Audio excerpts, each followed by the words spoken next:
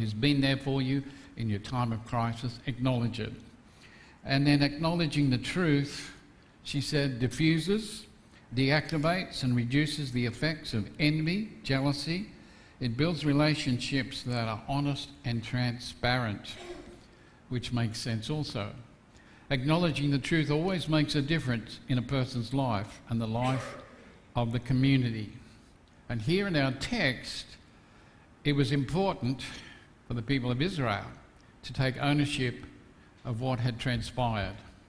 Record the details while they're fresh in the mind, so that they're preserved for future generations, and so they do not forget. And so the following verses reveal the events, the people and places as it occurred. And as I was thinking today, truth, what is truth? And I remember a line from a movie says, truth is whatever I say it is. And often that's the case of modern society today. It's not a matter of what really truth is, it's a matter of what I perceive truth to be according to my perception. Not yours, but mine. And then there's this thought. The truth is still the truth, even if no one else believes it. A lie is still a lie, even if everyone else believes it. And that's a principle that I think we should keep in mind today. Truth will always be truth, no matter what people might say, even if you're the only one that believes it. But a lie, well, a lie is still a lie, even if the whole world believes it. And yet God has given us the truth. And that truth, whether you want to accept it or not, doesn't change the fact. It is truth. And so as we see verse 24, is their antagonism. Haman, son of Hammedatha, the Agagite, was the enemy of all the Jewish people. He had made an evil plan against the Jewish people to destroy them. He had thrown the pur, that is the lot, to choose a day to ruin and destroy them. So the first fact that the people wanted to remember was the antagonism of Haman. And he was acknowledged as the enemy of all the Jewish people. And that's quite a statement when you consider that in Persia there's 127 provinces and an estimated 15 million Jews who were in those 127 provinces. And here was the second most powerful man in the Persian kingdom who had a hatred for all Jewish people. It's thought Haman's hatred of the Jews had been something that, well, people say as a generational response. And he had taken it to the extreme. He was determined to eradicate all the Jews and once and for all end the Jewish problem. Also he thought, and that's, if we look through history, has always been a theme when dealing with the nation of Israel, or the Jewish people in particular. And it had to become personal because of his personal encounters with Mordecai. And Mordecai, if you remember, in our study so far, had refused to comply to Haman's wishes. And so this hatred, this personal hatred, only intensified when he found out Mordecai was a Jew. So he'd gone to extreme measures to ensure his plan was successful. And to do that, he gambled or cast lots. In other words, to find out the best day that caused maximum damage that wouldn't coincide with any other special day. I would say he's a superstitious person. Now, when I was growing up, one of the things you always used to hear, if you see a black cat, you're going to have a bad day. If you walked under a ladder, it was a bad omen. Well, Haman was one of these ones that he had to consult the spirits to find out which was the best day to carry out his plan. So he was driven, a man driven by this hatred to succeed in wiping out every Jew. And he was so caught up in it that it influenced his whole family and friends. And they made it their cause, and it became personal. Such is the antagonism that abounded in the Persian kingdom at that time. So that's the acknowledgement that is recorded for the people. on that day while it's fresh. The agency, but when the king learned of the evil plan, he sent out written orders that the evil plans Haman had made against the Jewish people would not be used against them. So what we have here is another acknowledgement of truth. It was the courage and commitment of Esther. She came before the king. She interceded on behalf of her people. It had been of great advantage for the Jewish people, if you like, to have one of their own as the queen who could gain the ear of the king to implement the necessary changes for the people to be able to protect themselves from the people who wished them the most harm. Now let's not forget Xerxes here. Now he might have been a character. He might be one of those ones that was given to temper tantrums and no one knew where they really stood. But give him his due. When it was brought to his attention, he understood the ramifications of Haman's decree and how he would personally be affected by it. He understood that if every Jewish person was wiped out, it would include his wife Esther as well. So he took the necessary action to make sure that he could rectify the problem to the best of his ability. And that's a reminder to us as Christians. You and I have a great high priest who intercedes on our behalf before the throne of grace 24/7. And we're blessed because this is something that we have in time of need, any time of the day or the hour. We have a high priest who intercedes on our behalf. The action and those orders said that Haman and his son should be hanged on the platform. Now our text deals with the facts. Xerxes intervened on behalf of the Jewish people. And here it states nothing about the details about how the Jews are to be delivered. It simply states Haman and his son should be hanged on the platform. Now, it's to be done in a public display. And what the point here in the text is emphasising that while Haman plotted and schemed against the Jews with his carefully thought out plans, they came back to bite him big time. Nowhere in his plans did Haman even contemplate failure. It just wasn't an option. He didn't consider it even a possibility. He didn't even consider that it would cost him and his family their lives because of their obsession.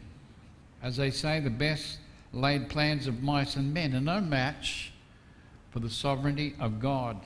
And what Esther and the Jewish people effectively did, as someone said, was to do a Haman on Haman. And they did. Now, the next one I've called the tenacity of association. And what I mean by that, it's important to understand and feel and have a sense of belonging, to personally identify themselves with a group or an event. And here in recording the events and giving personal testimony, they're saying this happened to us as a Jewish people. And there's that sense of belonging that's in every human being. And it's used in various ways to describe people's sense of wanting to be part of something, whether it's a social group, whether it's in a physical place or collective experiences. And it's all based on a connection. How we feel connected to people, to places, to things.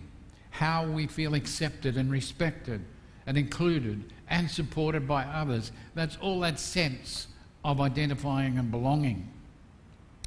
The feeling often relates to some form of community membership wherein people feel safe in their shared identity and have a stake in the future of that group.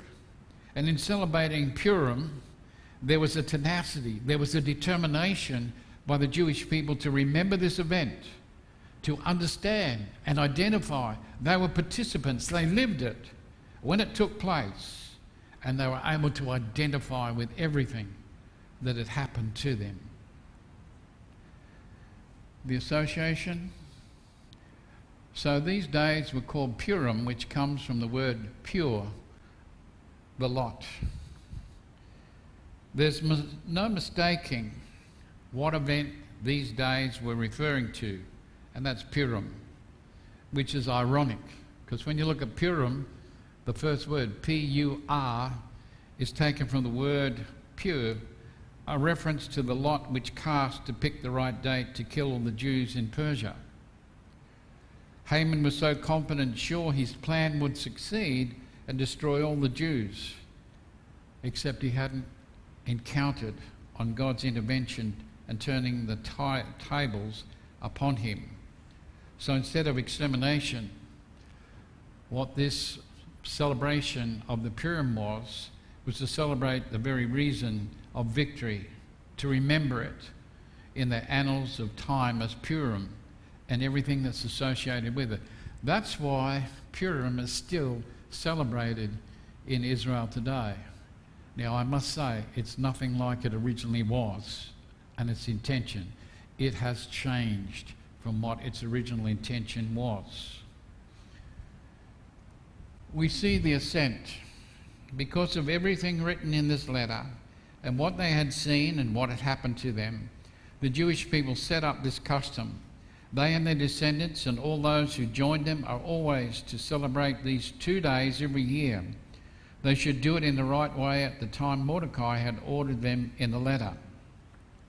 Mordecai had written a special letter to commemorate the event, so they wouldn't forget it. Human nature, we forget things. If I was to ask you tonight, is there anyone here who follows the AFL? Who's a Diana Wool supporter? No Collingwood supporters, I take it. No Brisbane Lions supporters. But let me ask you this. Who won the premiership 10 years ago?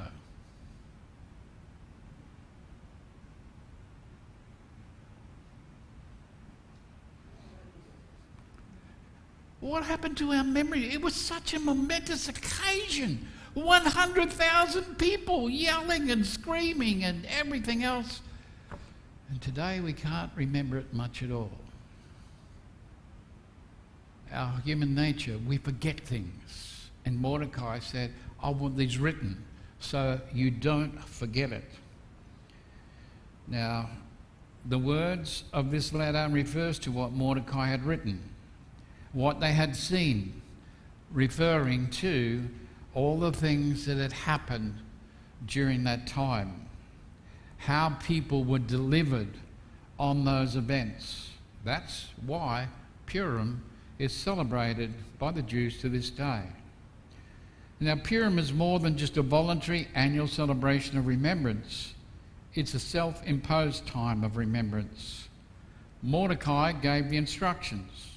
The people accepted them, and the self-imposition of them became a resulting custom from that time on. So it was to become, indeed, a firm date of remembrance, just as the Passover is. All the Jews, all their descendants, and anyone who wanted to join them, they observed these days, and the people agreed with it. The assurance, now this picture is a modern day celebration of Purim. These 2 days should be remembered and celebrated from now on in every family, in every state, and every city. These days of Purim should always be celebrated by the Jewish people, and their descendants should always be remembered to celebrate them too. So the instruction was given. It was proposed that Purim would be a celebration of deliverance over 2 days as a perpetual memorial every year for every Jewish family in the Persian Empire. That was the originality of it. It was given to the exact days to be celebrated, so you couldn't misunderstand. There were 2 days of celebration, both now and in the future, by all generations, by those who had experienced the deliverance.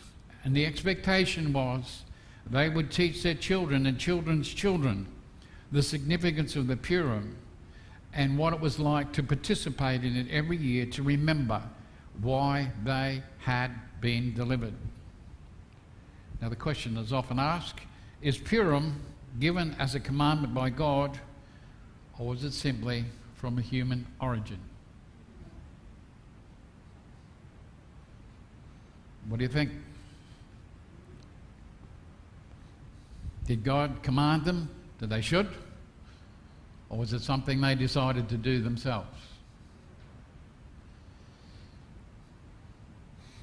So usually in a celebration or an occurrence of a special days to be observed, it usually came from a priest or a prophet. But here we have all the people agreeing to accept this was something that was to be done every year. So it was the people themselves, human origin, as Jonah said. They decided it should be done every year. Now Mordecai was the second most powerful person in the Persian kingdom. The Jews were subject to the law of Persia. And because it was a good thing, everyone accepted what Mordecai had written. There was no challenges, none that were given anyway. But it was of human origin. Even though God had his fingerprints over the whole event, orchestrating and pulling the strings and making sure all the pieces were in the right place to accomplish the deliverance of his people. We know the unseen hand of God guided these events, which led to a national proclamation that the days of Purim would not cease. Therefore, wherever a Jew is, throughout his generations, the day is to be remembered as a day of deliverance. So it's self-imposed. It's something they wanted to remember. And isn't that what we do as well? When something happens to us, do we forget it? For example, if you or I had a major operation, would we forget it? Or would we remember it? We would remember it. And we would remember everything that goes along with it. Human nature. We want to remember the events. And here they wanted to remember those events and how they were delivered. Oops. The testimony accepted in verses 29 to 32. The whole story of Purim revolves around Esther, a Jewish woman who becomes queen of Persia. And we know Haman, well, he had his plans to get rid of the Jews, and the Purim celebrates how Esther and Mordecai saved their people. And so the central theme of Purim is the idea of divine providence, that even when events seem to be working against us, God is always present and working behind the scenes to help us. This is reflected in the name of the festival itself, which comes from the Persian word pur, meaning lot. According to the book of Esther, Haman chose the date for his plot to kill the Jews by casting lots to determine the most special day for it. Purim is a joyful celebration. It's not one of mourning, it's not one of grief, it's one of celebration. It's traditionally celebrated with a festival meal on the afternoon or evening of Purim, and many Jews also celebrate with costume parties and other festival activities. In addition to its significance, Purim has important lessons for us today. It reminds us of the importance of standing up for what is right, even when it's difficult or unpopular. It also reminds us of the power of God and the importance of trusting in God's providence, even in times of difficulty and uncertainty.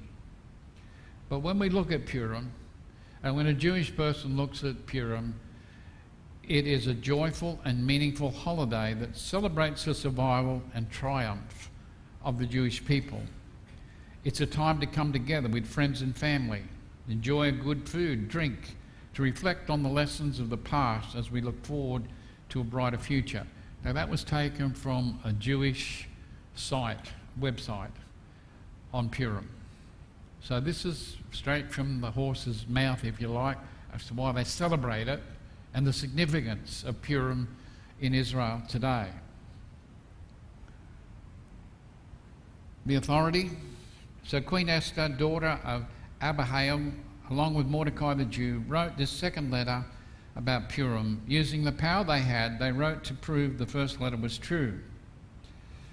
Now, in our text, it reveals to us that both Mordecai and Esther had the full backing and authority of King Xerxes behind them, promising them the use of all the resources of the kingdom available to them in order to celebrate Purim. Why? To encourage all the citizens alike to get involved in a celebration with the hope of uniting and healing the kingdom and putting people back together again. Our text says Esther endorsed Mordecai's first letter. He sent out a letter straight away after the defeat of the Persians. He sent this letter out. And because it was so quickly sent out, many people didn't believe it was genuine. They didn't believe it came from Mordecai. So Esther wrote a second letter of confirmation, giving the same instructions that Mordecai had given to observe Purim, thus endorsing it. So both Mordecai and Esther and the people had Xerxes' blessing to go ahead and celebrate Purim. The administration and Mordecai sent letters to all the Jewish people in 127 states of the kingdom of Xerxes, writing them a message of peace and truth. He wrote to set up these days of Purim at the chosen times. Mordecai the Jew and Queen Esther had sent out the order for the Jewish people, just as they had set up things for themselves and their descendants. On these 2 days, the people should fast and cry loudly. Now, I can only imagine what it would have been like to be in the Persian public service. They couldn't just go and photocopy a letter from their computer. They had to handwrite these letters. Can you imagine handwriting all these letters and then getting them out in the mail? And the mail was a rider on a horse. What a job. But this is what was done. All the administration regarding the celebration of Purim, and they had to do it quick time. There was no time to waste. Now, I have no doubt Mordecai was aware of some of the skepticism in the Persian Empire concerning the letter he wrote, so to allay fears that they were not genuine, he had Esther the Queen affirm everything he'd stated in the letter. All of the 127 provinces could conduct and celebrate Purim without fear of reprisal from the Persians or the king. In the text, reading various translations, you'll find the words confirm, prescribe, and decree. All of those words come from the same Hebrew word, which means to stand, to fix, to establish. So Purim was to become a fixed celebration in the kingdom. So these letters, written by Mordecai and confirmed by Esther, laid out instructions as to how and why people were to celebrate Purim, when it should be held, how long it should be observed. Now, it's interesting to note our text references fasting and mourning for those 2 days are added to it. And it's hard to see the connection if it's a celebration of deliverance why you would have mourning and fasting. Some people say it refers to Esther's fast on the 13th day of the month, which became known as Esther's fast. Others say it refers to Esther and Mordecai when they got the bad news about Haman's plan to exterminate the Jews and should be continued on in the future. But the reality is the Jewish people already had their appointed times of fasting and mourning, where they paused as a nation to remember significant events in the life of the nation because they didn't want to forget them. Those who have been with me on Sunday morning as we go through Zechariah, what was the problem that people had regarding fasts and mournings? Do you remember? There was a delegation that was sent, and that delegation was asking, why do we have to have so many days of fasting and mourning? Because they were having them all the time. And they were saying, well, look, we've had these fasting and this mourning for 70 years of captivity. It doesn't mean anything more because the captivity is over. Why should we keep celebrating them? They are a burden. And the reply that came back was, if you like, God says, well, I didn't institute it, you made it yourself. because it was about them. Every time there was a significant event, let's remember it. Let's have a day where we pause and remember what's happening. Now, if you and I did that of everything that happened in our life, how many days in the year would we have left? If we pause to remember everything that happened to us and we had a day of mourning because of something that happened. These were self-made, self-imposed times of remembering. Something they wanted to remember. They weren't commanded by God. They were events that signified something important in the people's lives. The affirmation. Esther's letter set up the rules for Purim, and they were written down in the records.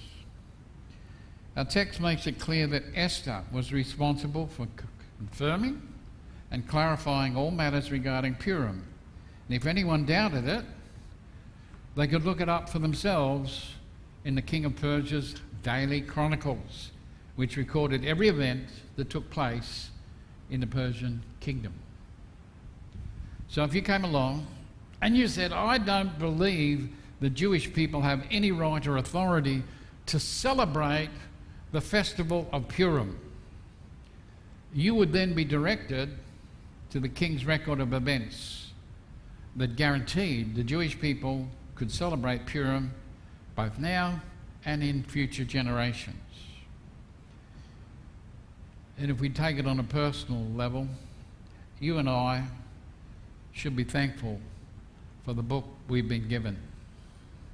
We have a record of how God has reached out to us, his purposes, his plans. And regardless of what people think, whether they approve or deny it, God's word still stands. It's a record. It's a permanent record. It's the basis and premise for all life and practice that we have in faith. And if God has recorded something in his word, guess what? It's settled forever. Not to be added to, not to be taken away. It is settled. We may not enjoy the affirmation of society, but we do have the word of God to guide our lives. And just as anyone who doubted what Esther had said, they would be directed to the record, the king's record of what had taken place, and they could see for themselves. Now, right from chapter 1 of Esther, God's attention had been on what is happening. He's there. He's orchestrating events, and what seems clearly hopeless is the opportunity the Lord has to shine through both to his people and to the Persians themselves. And the same is when we think about what has happened to Jesus Christ.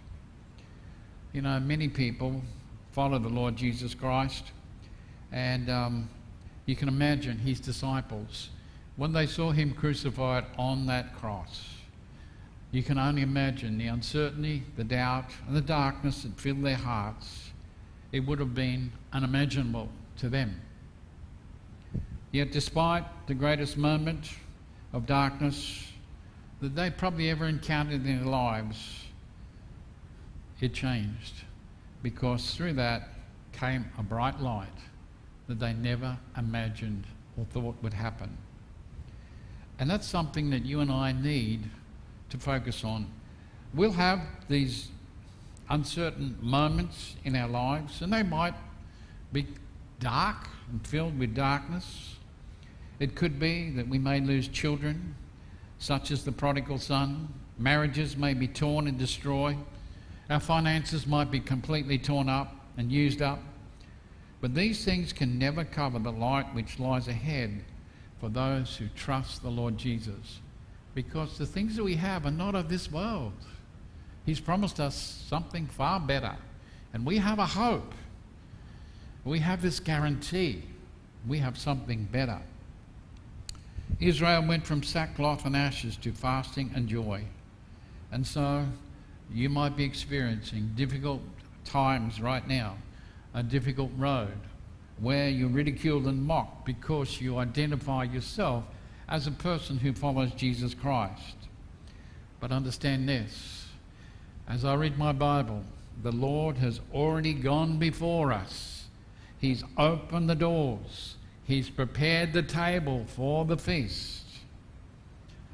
We need to see ourselves not as victims, but as victors. And that's what we are in Jesus Christ. We're not victims. We are victors. And the best is yet to come. You sound excited. This is describing what we face, what's happening. This world, we might have that tragedy and things happening, but hey, what a bright future of hope we've got. Sitting down at a banquet with the Lord himself. He's gone away to prepare it. We're not victims, we are victors. As we close, we're going to stand as we sing, well, a goodie, but an oldie. 332, just the first verse and chorus, trust and obey, for there's no other way. Just the first verse and chorus as we stand to sing.